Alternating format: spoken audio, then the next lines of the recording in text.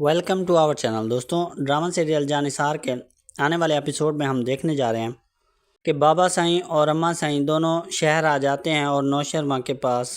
اچانک اس کے گھر چھاپا مارتے ہیں، اور اماں سائیں بابا سائیں فرح اور نوشرما کے پاس جب بیٹھے ہوں گے تو فرح مسلسل بار بار کالز کرتی رہے گی نوشرما کو، جس پر نوشرما اسے اگنور کرے گا، جو کہ فرح نے پہلے اسے کہہ رکھا ہوتا ہے کہ آج کھانا میرے ساتھ کھاؤ گے اور میں سارا انتظام کر رہی ہوں، جس پر پھر اسے نوشرما اگنور کر رہا ہوتا ہے، اس کی کال نہیں اٹھا رہا ہوتا۔ لیکن فرح کی مسلسل کالز کے بعد نوشرما ایک سائڈ پہ جا کے اسے کال اٹھا لیتا ہے اور اس سے بات کرتا ہے اور کھری کھری سناتا ہے کہ تمہیں اندازہ بھی ہے میں ایک میٹنگ میں مصروف تھا اور تم کالز پہ کالز کیے جا رہی ہو، جس پر فرح اسے کہتی ہے کہ میری کال اب تمہارے نزدیک اتنی امپورٹنٹ نہیں کہ 2 منٹ تم میری بات سنو، میں نے تمہارے لیے اتنا بڑا انتظام کیا ہے کہ میں آج تمہارے ساتھ کھانا کھاؤں گی۔ لیکن نوشرما اسے کہتا ہے کہ کیا تم نے مجھ سے پوچھ کر کوئی پلان بنایا تھا؟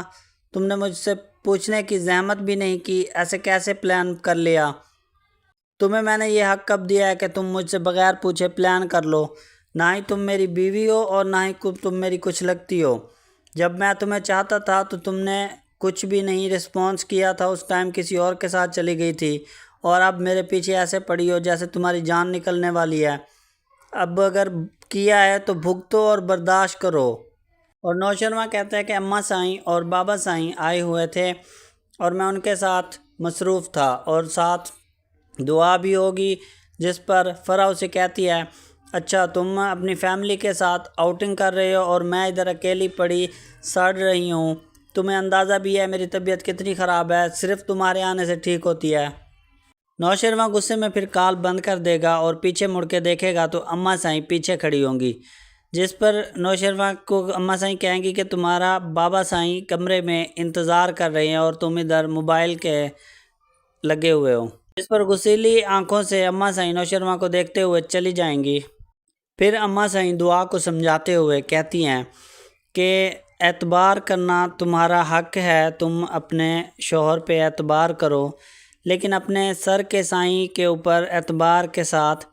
نظر بھی رکھو کہ وہ کہاں جاتا ہے، کیا کرتا ہے، اس کی ایکٹیویٹی کیا ہے، یہ سارا کچھ تمہیں کرنا پڑے گا۔ یہ پیسہ بڑی چیز ہوتا ہے، یہ انسان کو خراب بھی کر دیتا ہے اور ٹھیک بھی کر دیتا ہے۔ پھر دعا اماں سائیں سے کہتی ہے کہ ٹھیک ہے، جیسے آپ کہیں گی آئندہ سے میں دھیان رکھوں گی، اور مجھے بہت زیادہ ڈر لگا ہوا تھا کہ آپ لوگوں سے مل کر پتہ نہیں کیا میری فیلنگز تھی آپ کے بارے میں، اور آپ لوگوں کا ری ایکٹ دیکھنے کے لیے